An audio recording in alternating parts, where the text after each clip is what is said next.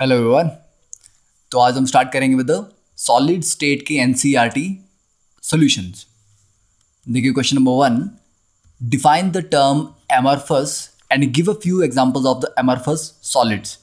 तो amorphous term होती क्या है और कुछ एमरफस सॉलिड के एग्जांपल हमें यहाँ पर देने हैं।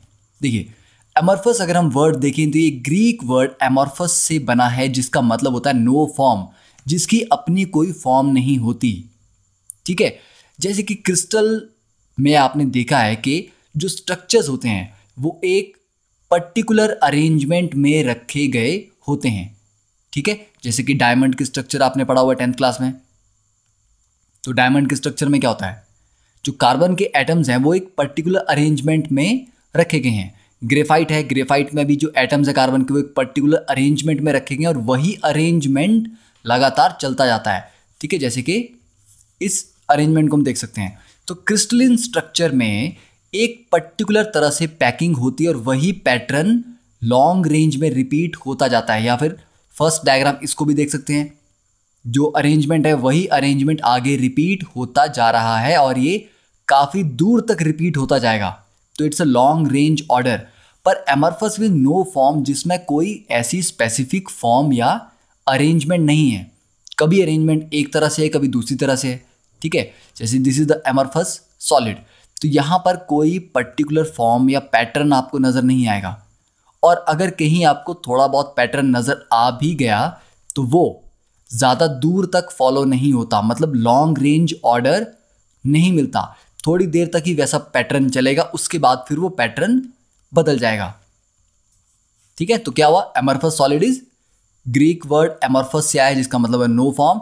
It consist of particles of irregular shape and arrangement of constituent particles has only short range order.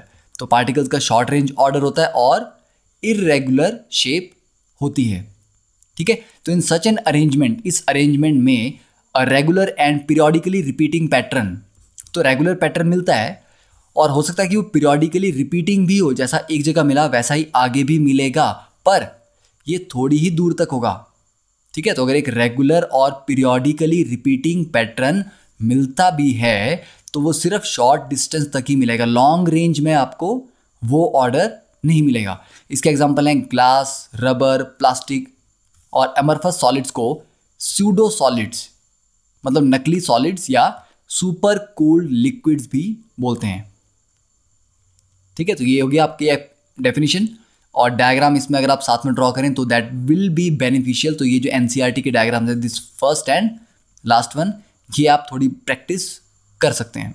ठीक है, तो ये जो फर्स्ट डायग्राम है दिस इज द क्वार्ट्स, और ये डायग्राम, ये क्वार्ट्स का एमरफस फॉर्म है ग्लास। सेकेंड क्वेश्चन पूछा गया कि what makes a glass different from a solid such as quartz. कि ग्लास में ऐसा क्या डिफरेंट होता है जो कि क्वार्ट्स से, ठीक है, क्वार्ट्स की कंपैरिजन में। And under what conditions could quartz be converted into glass. तो किन कंडीशन में हम क्वार्ट्स को ग्लास में कन्वर्ट कर सकते हैं। तो देखिए ग्लास अपने आप में क्या होता है, एमरफस सॉलिड है, तो पार्टिकल्स के पास एक शॉर्ट रेंज ऑर्डर है। ठीक है, और क्वार्ट्स दोनों तरह का होगा, एक क्रिस्टलिन होगा और एक एमरफस होगा। ठीक है, तो यहां पर जो हम क्वार्ट्स ले रहे हैं इसके पास शॉर्ट रेंज ऑर्डर होगा in quartz glass and long range order in crystalline form. ठीक है, तो आपको मेंशन करना पड़ेगा कि क्वार्ट्स क्रिस्टलिन में लॉन्ग रेंज ऑर्डर होगा। तो उसके बेस पे हम बोलते हैं कि क्वार्ट्स और ग्लास में क्या डिफरेंस है। ये डिफरेंस है कि उनमें पार्टिकल्स किस तरह से लगे हुए हैं। ग्लास में पार्टिकल्स एक पर्टिकुलर ऑर्डर में नहीं होते, ठीक है, कोई पर्टिकुलर अरेंजमेंट नहीं होता, जबकि क्रिस्टलिन में उनके बीच एक पर्टिकुलर अरेंजमेंट होता है। तो क्वार्ट्स यहां पर हम जो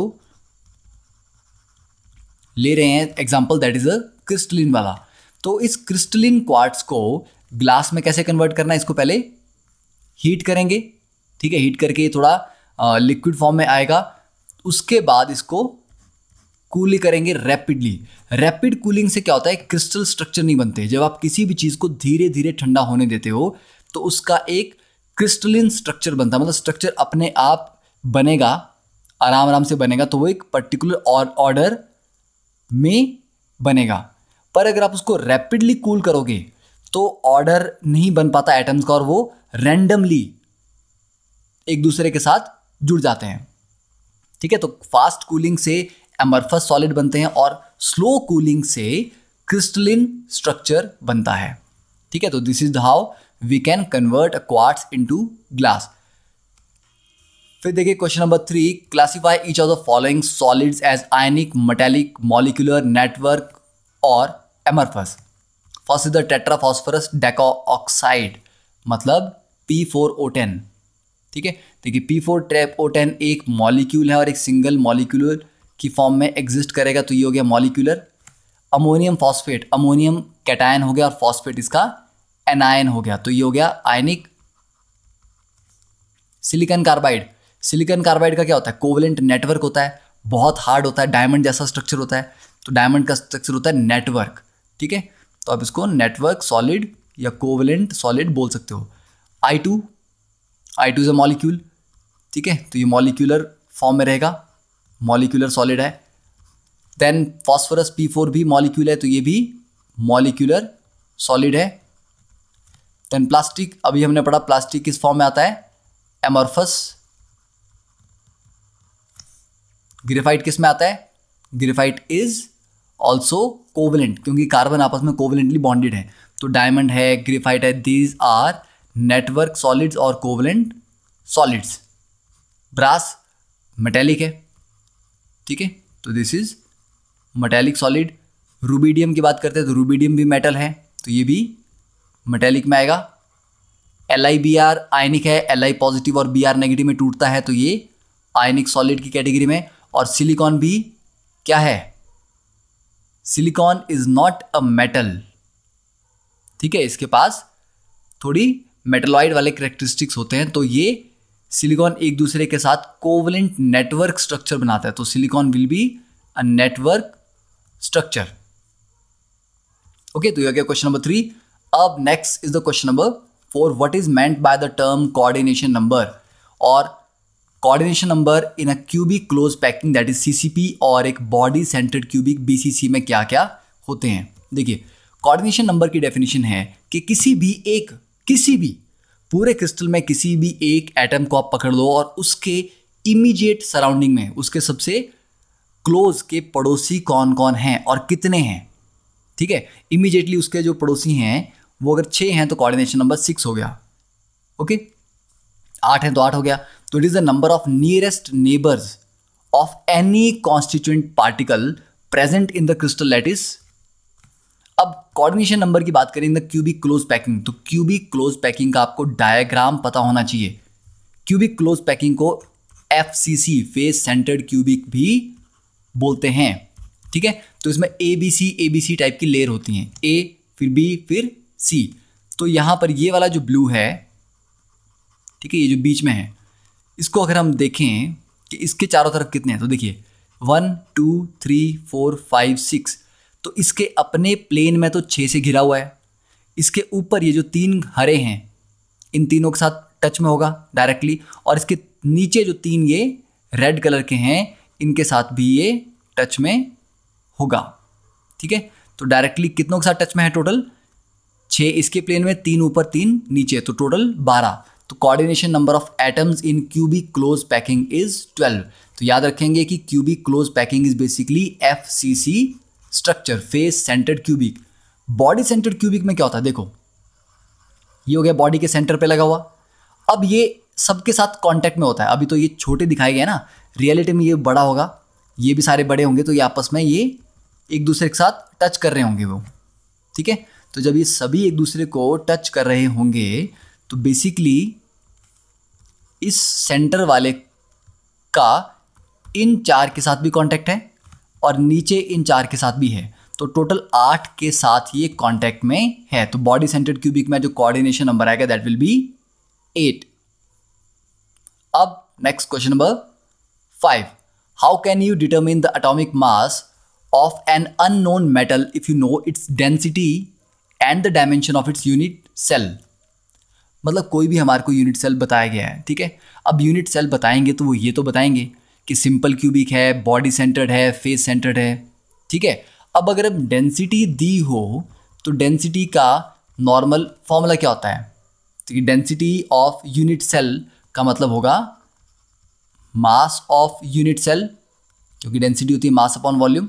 तो आ गया mass of unit cell divided by volume of unit cell, ठीक है। अब मास ऑफ यूनिट सेल की बात की, देखो एक यूनिट सेल, अगर एक सिंपल क्यूबिक यूनिट सेल हम लेते हैं तो सिंपल क्यूबिक यूनिट सेल में क्या होता है? टोटल कितने कॉर्नर होते हैं? 8, ठीक है। तो 8 कॉर्नर पे एटम्स होंगे और कॉर्नर का एक एटम कितना कंट्रीब्यूट करता है? 1/8। तो 8 कॉर्नर हैं और सबकी जो कंट्रीब्यूशन है वो 1/8 है। तो 8 × 1 / 8 दैट इज 1। तो टोटल एक यूनिट सेल में एक ही एटम आया। बॉडी सेंटर्ड होकर इसके सेंटर में भी एक हो तो 8 जो कॉर्नर पे हैं वो मिला के 1 हो गए, प्लस जो सेंटर में है वो तो पूरा का पूरा अंदर ही है, तो वो एक मिला के टोटल 2 हो जाएंगे। इसका मतलब अलग अलग यूनिट सेल्स में जो टोटल नंबर ऑफ एटम्स आ रहे हैं वो डिफरेंट होंगे, ठीक है। तो मास ऑफ यूनिट सेल कितना होगा? देखो अगर उसमें 2 एटम आए या 3 एटम आए तो मान लो Z नंबर ऑफ एटम्स आ रहे हैं, ठीक है। तो Z इंटू, अब 1 मोल एटम्स का मास कितना होता है? एटॉमिक वेट ऑफ जो भी वो मेटल है, ठीक है। तो 1 मोल का होता है एटॉमिक वेट के बराबर। 1 का कैसे निकलेगा? डिवाइड बाय एवोगाड्रो नंबर, ठीक है। तो मतलब atomic weight divided by Avogadro number क्या देगा आपको? 1 एटम का वेट, और अगर उसमें 4 एटम है तो 4 से मल्टीप्लाई कर लो। तो Z क्या है यहाँ पे? Number of atoms in a unit cell, ठीक है। तो Z आ गया हमारे पास number of atoms per unit cell. तो 1 है तो 1 से मल्टीप्लाई करो, 2 है तो 2 से, और atomic weight upon Avogadro number आ गया 1 एटम का मास। और डिवाइड किससे करना था? Volume of unit cell. तो अगर वो सिंपल क्यूब है तो एज लेंथ उसकी A है तो A क्यूब आ गया, ठीक है। अगर सिंपल क्यूब नहीं है, उसकी तीनों एज लेंथ डिफरेंट है A B C, तो A × B × C आ जाएगा, ओके। तो डेंसिटी आपको क्या कहा गया यहाँ पे? Density is given. वॉल्यूम दिया क्या? हाँ, dimension of its unit cell. Dimension दिए तो वॉल्यूम भी दी हुई है। Z और यूनिट सेल के बारे में पता होगा तो Z भी आपको दिया होगा, तो एटॉमिक वेट निकल जाएगा। तो यहाँ से हम बोल सकते हैं कि जो मास है या जो एटॉमिक मास है वो कितना आ रहा है? Avogadro number into A cube into density